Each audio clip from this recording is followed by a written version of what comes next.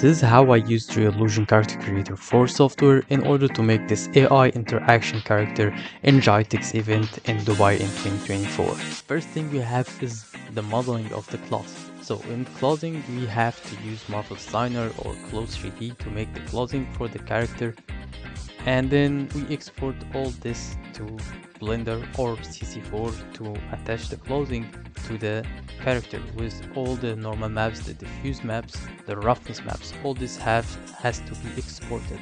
And here in Blender I am modeling everything from scratch, like the hijab and the character I am sculpting in.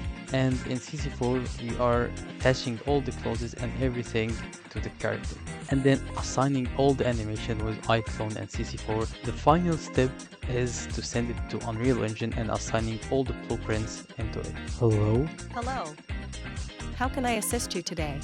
And as a final step, we implement all this software inside the Holobox and make the people see it and interact with it in real time. So that was it for today's video. If you want to know more about AI and programming or 3D, check out my YouTube videos and subscribe.